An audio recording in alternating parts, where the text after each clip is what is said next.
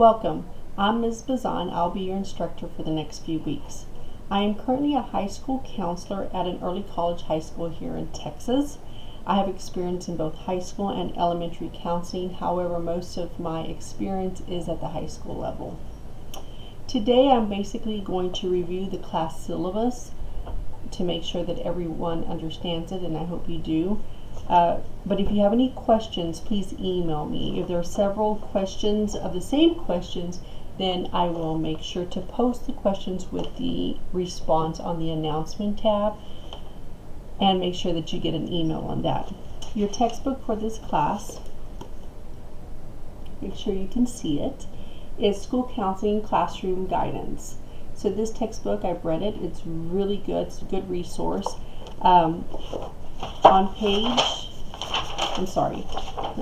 On chapter 6 is needs assessment and unit lesson design. So this may be a good reference if you wanting to write your lesson plans. Also, chapter 8, facilitating skills in classroom management, is an important one. And chapter 10, outcome research and future directions of classroom guidance. So these are all important. They're all important. All the readings are important. Please keep up to date with your readings for the class. Also, another part of your reading for this particular week will be the article, The Understanding. So this is a really good article. It's really interesting because it gives you some information and feedback on, do we really understand what we're supposed to be understanding?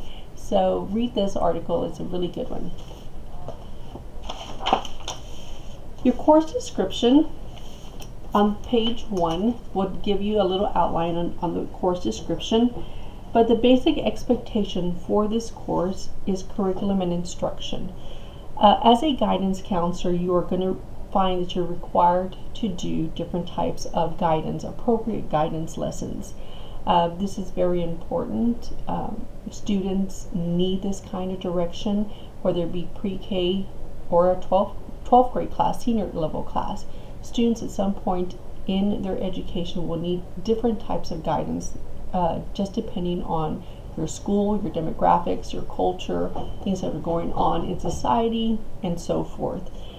As a counselor, you're going to quickly learn that you wear many hats.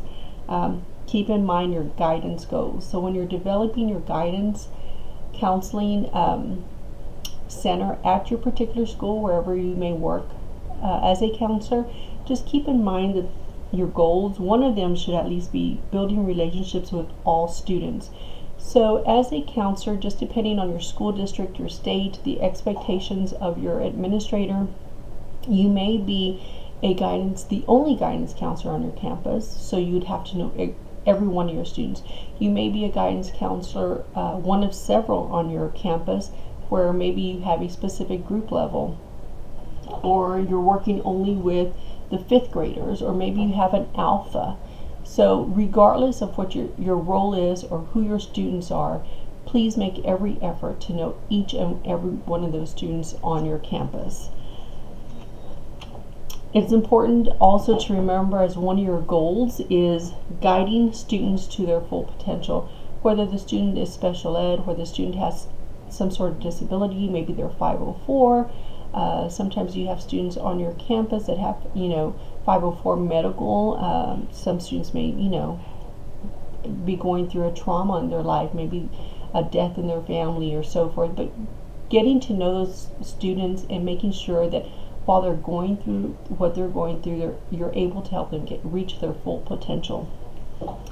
Keep in mind that when you're building relationships, remember you're not an administrator. Your job is not to provide disciplinary action, but to guide students to make better decisions, better choices, even if it's to on how to behave appropriately in a specific situation. Also, you want to make sure that as a counselor, you're promoting positive character education. You will find that whether it is a 15-year-old or a 10-year-old or 3-year-old, 4-year-old, positive character development is very important at every grade level. Make sure you're up to date with your learning theories so that what works best with your students. And again, this will differ from school to school. At my particular school, my main focus is college, career readiness, also suicide prevention. That is the focus at our school.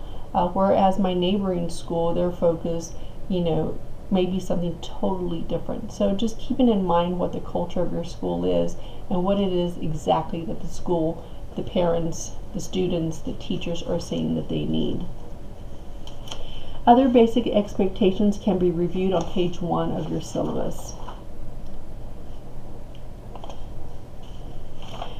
On page 2 of your syllabus, you have your program learning outcomes.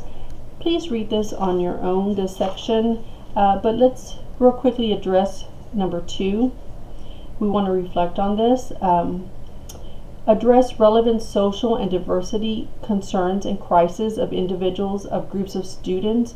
So again, what are the immediate needs of your particular school? Pay attention not only to the group of students you're assigned to, but the campus as a whole and what is going on.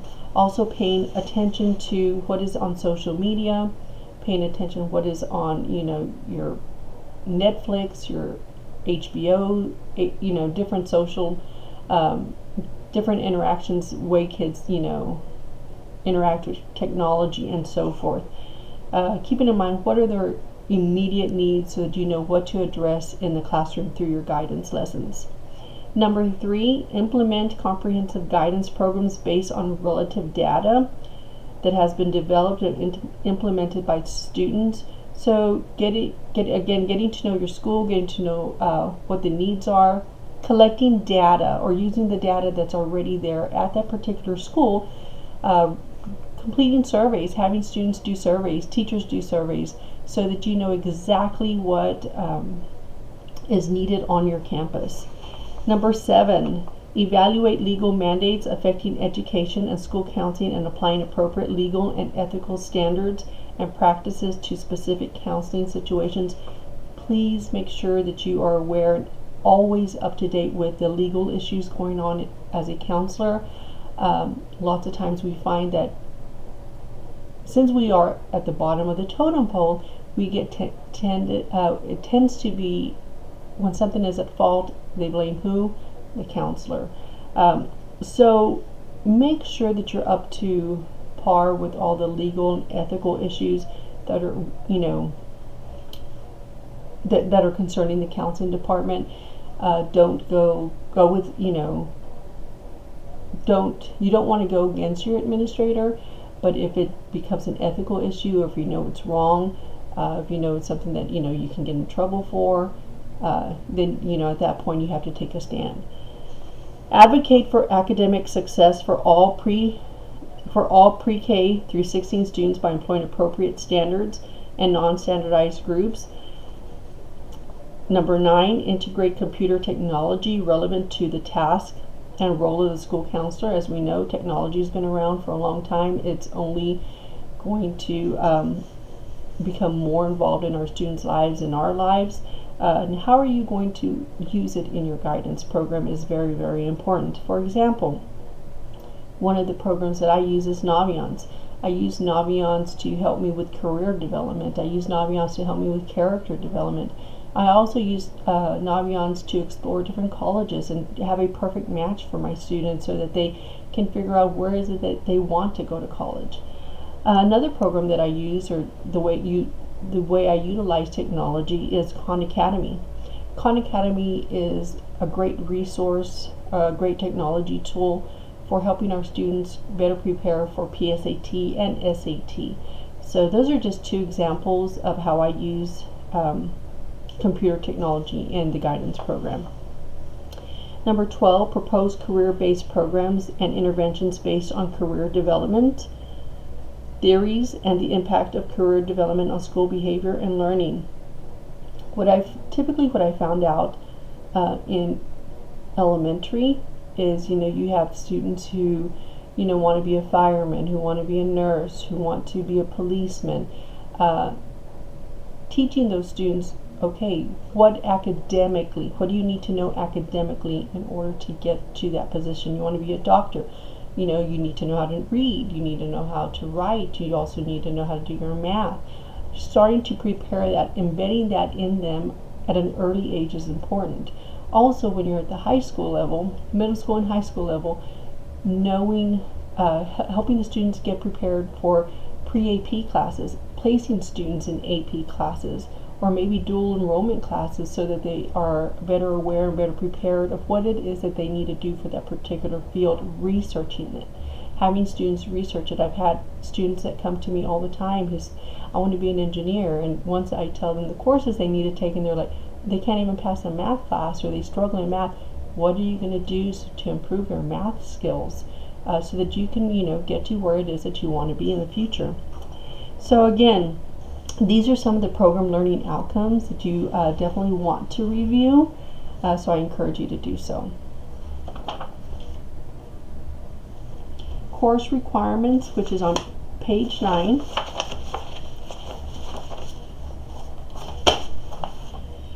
Just keep in mind you are required to use APA formatting for all of your assignments, with the exception, of course, of your group thread discussions. APA guidelines can be found in the syllabus. There's a link on page 23 so that you can reference if you need to reference the APA style. Attendance, log into class a minimum of at least 3 times a week. Notify me immediately if you're having technology problems. Please let me know. It's not an excuse not to turn in your assignments, so make sure that you have a backup plan for that. Notify the university help desk so that you can get that problem solved immediately. Failure to post responses and submit assignments by day required will result in no credit for the course. Assignments are due on assignments are due on Thursdays or Sundays depending on the class session. Late posts are not accepted for discussion boards. I have placed everyone in groups. I'm hoping that you see the groups and that everyone's name is included in a group. If you do not see your name in a group, please let me know so that I can correct that. If you cannot even see the group, please let me know so that I can correct that. On page 10 of your course syllabus, please read and review all the assignments carefully. If you have any questions, you can email me or we will discuss it at the next live chat.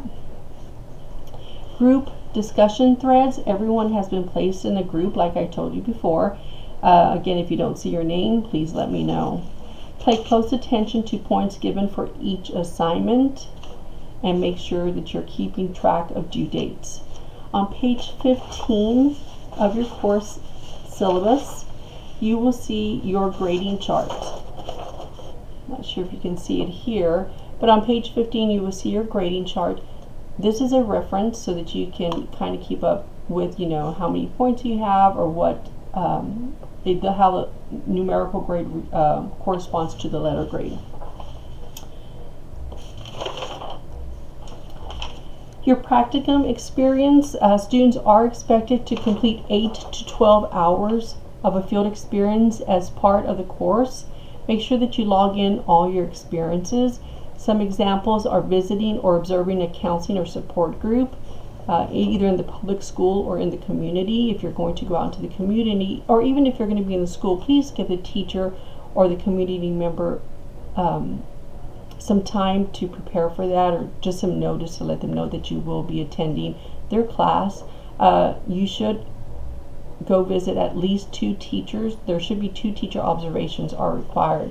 So please read this section really carefully and get familiar with it.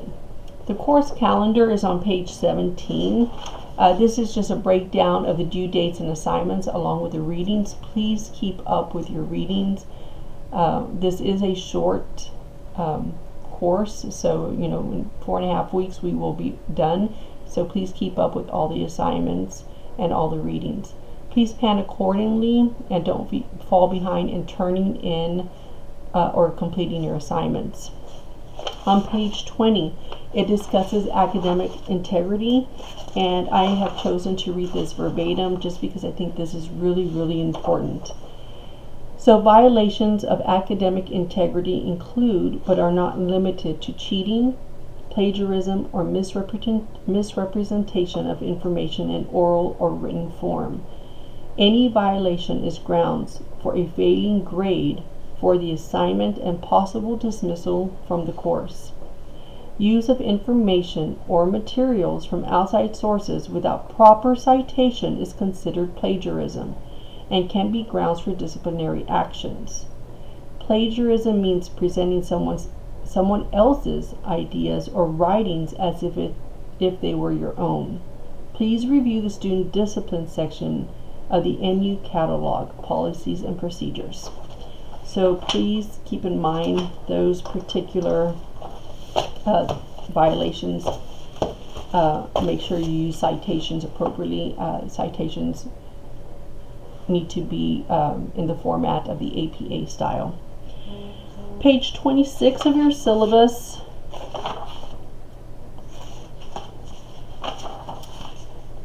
through page 31 are the rubrics for the assignment, so you can kind of get an idea of how you will be graded, so you can review those rubrics.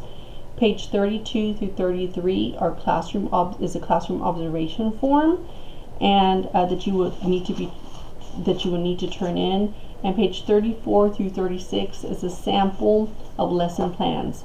You can use any format for your lesson plans. I'm not very particular for that. I know that some school districts require you to use a certain format, or some school districts or your particular administrator will allow you to use any format or your own format. So I'm not very particular, so you can turn in your lesson plans in any format, lesson plan format that is. Just keep in mind when you're turning in lessons or units that they are appropriate for the guidance center for counseling. If you're a math teacher, do not turn in a lesson that is pertaining to math.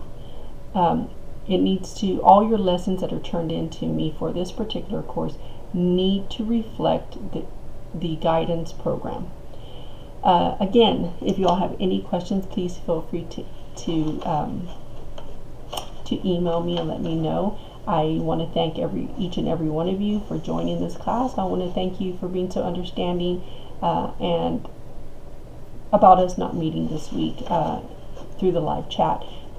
It's Mother's Day weekend, and I know some of you, as myself, would like to spend time with their parent, with my mother. Some of you, just want to go visit and so forth. So I appreciate your consideration in this matter, and so I hope everyone has a happy Mother's Day. And again, if you have any questions, please let me know. Our next live chat will be held the following Saturday, and I will send off a reminder. Thank you all to everyone.